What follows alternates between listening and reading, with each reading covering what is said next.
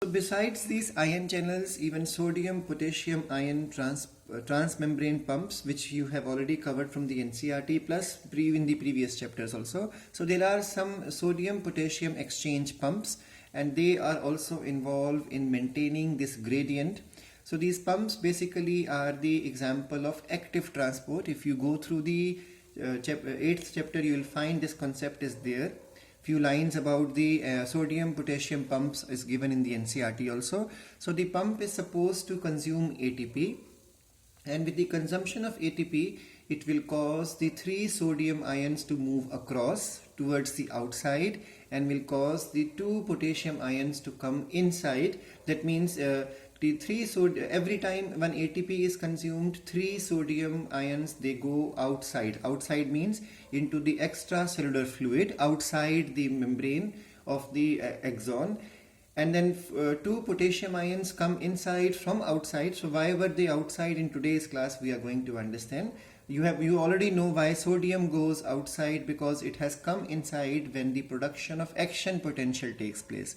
So how potassium goes outside and it has to come back again. So this coming back of potassium and moving out of the sodium, so that this is the real position, because we have learned already that during the resting potential definition, it is the sodium, as per the NCERT, it is the sodium ions which are outside, and then the potassium ions which are inside, and then there are negatively charged proteins, as it is mentioned in the NCERT. This is responsible for the negative charge inside and the positive charge towards the outside. So this condition has to be restored or to be again formed.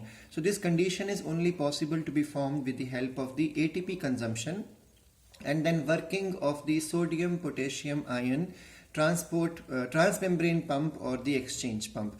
So these pumps use ATP and they expel the 3 sodium ions towards the outside, and then they cause the 2 potassium ions to come inside, and thus outside again becomes positive and inside becomes negative. So there are ion channels, and then there are sodium potassium exchange pump. These are the 2 main structures or proteins which are involved in causing the disturbance or development of the action potential and then restoring the resting potential.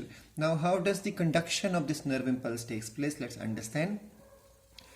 The resting potential is the negative potential, we have already learned from the previous page, in which the interior is negative compared to the extracellular fluid. Now it is measured with the help of, it is maintained by, this whole thing is maintained because there is going to be sodium going outside, potassium coming inside, and then it also happens because there is more permeability of potassium. So potassium is easily staying inside the exoplasm, and then the sodium and the chloride ions, they do not come inside, they stay outside. That means they stay in the extracellular fluid, and the negatively charged proteins are all towards the inside. So this sodium potassium exchange pump, and then more sodium towards the inside 30 times more, and then more sodium towards the outside 10 times more, and then sodium and chloride staying outside and negatively charged proteins inside. This all is responsible for developing a net negative charge towards the inside and net positive charge towards the outside. So this is called as the resting potential. So the maintaining the resting potential is more energy consuming than the conduction of the impulse. The reason is for maintaining the resting potential, the sodium need always to stay outside and potassium should be pumped inside. So this process is a ATP consuming process.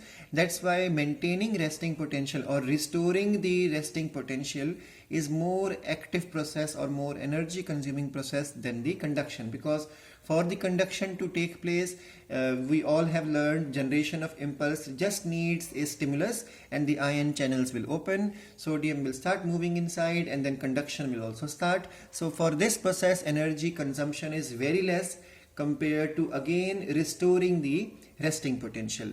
Next thing is the initiation of the impulse. So there are some trigger points. Trigger points are those points are those points which are able to have a slightest change in the stimulus. They will pick up this stimulus, and the stimulus is supposed to be triggering the ion channels. That's why they are called as the trigger zones. So trigger zones are those area in the plasma membrane or the exolemma, that means the membrane of the neuron, where where maximum number of the ion channels are present, and they are very much sensitive, and they are waiting for a stimulus to be there, or a change in the environment is there. That change could be the mechanical pressure, it could be some chemical, it could be some voltage change. So at the trigger zone, with number of voltage gated ion channels, the stimulus stops the sodium potassium exchange pump. Once a stimulus is received, the sodium potassium exchange pump, which consumes the energy or ATP, is supposed to stop. Once the sodium potassium exchange pump stops, what happens now? The potential starts reaching -50 to -60 from the -70. So you can easily make it out. It is coming closer to the positive value. From -70 millivolt, it will come down to -50 to -60. Thus this opens the ion channels, that means the sodium ion channels, and this causes the entry of the sodium ions to wipe out this local potential difference, and this is called as depolarization.